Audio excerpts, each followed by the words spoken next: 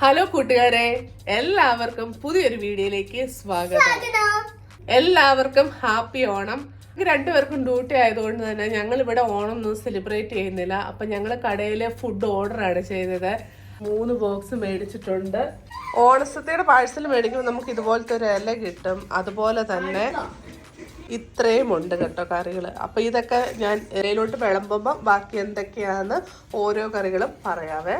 ഇല ഇട്ടതിന് ശേഷം നമ്മൾ ആദ്യമേ ഉപ്പാണ് വിട്ടത്, നാരങ്ങ അച്ചാറാണ്, മാങ്ങ അച്ചാറ്, ഇഞ്ചിപ്പുളി, ശർക്കര വരട്ടിയതും മുളകുമാണ്, കായും ഉണ്ട്, പിന്നെ മുളകും ഉണ്ട്, ഓലൻ.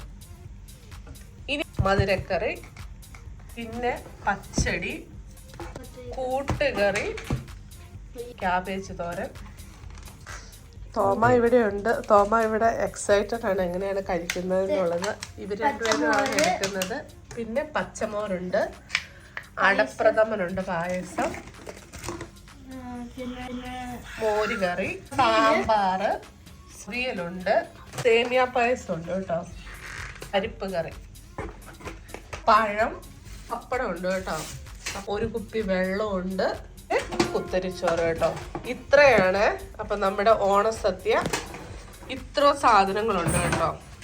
നമ്മളെല്ലാം കൂടി ഇപ്പം നമ്മൾ വേറെ ഫാമിലി ഒന്നുമില്ല, നമ്മൾ തന്നെയാണ് ആഘോഷിക്കുന്നത്. അതുകൊണ്ട് തന്നെ ഞങ്ങൾ കടയിൽ നിന്ന് മേടിച്ചത് ഡ്യൂട്ടി ആയതുകൊണ്ടാണ് കേട്ടോ.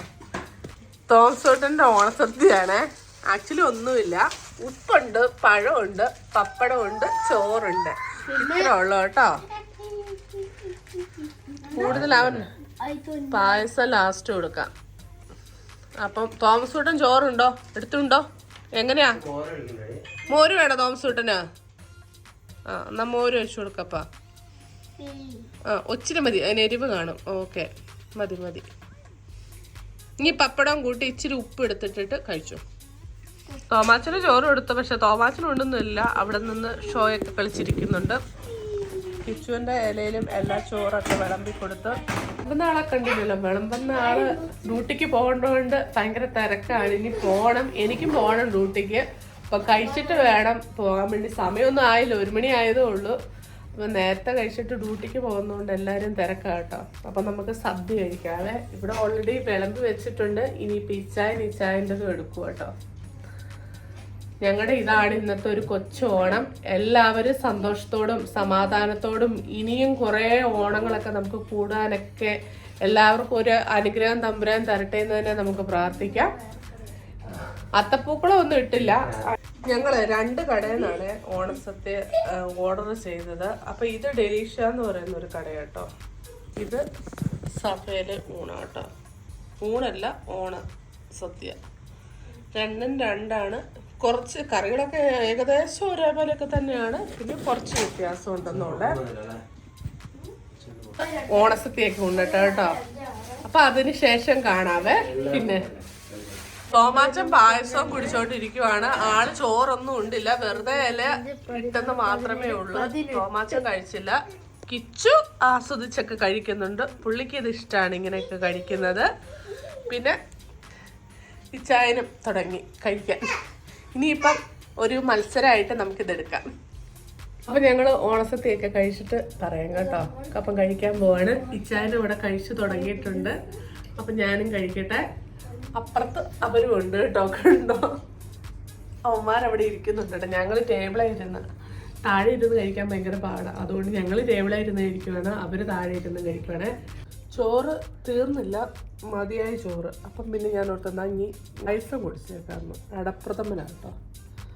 ഇച്ചിരി ഒഴിച്ച്, പിന്നെ ഇച്ചിരി ചെറിയ പഴമായിപ്പോയി കേട്ടോ. അതുകൊണ്ട് ഞാൻ കുറച്ച് പായസമുള്ള എടുത്തുള്ളൂ. ഇനി നമ്മൾ പപ്പടം പൊടിച്ചിടും.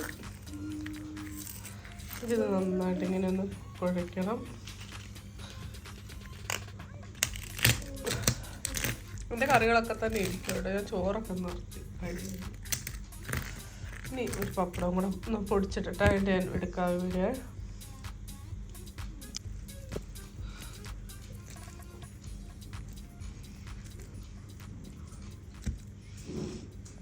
പഴം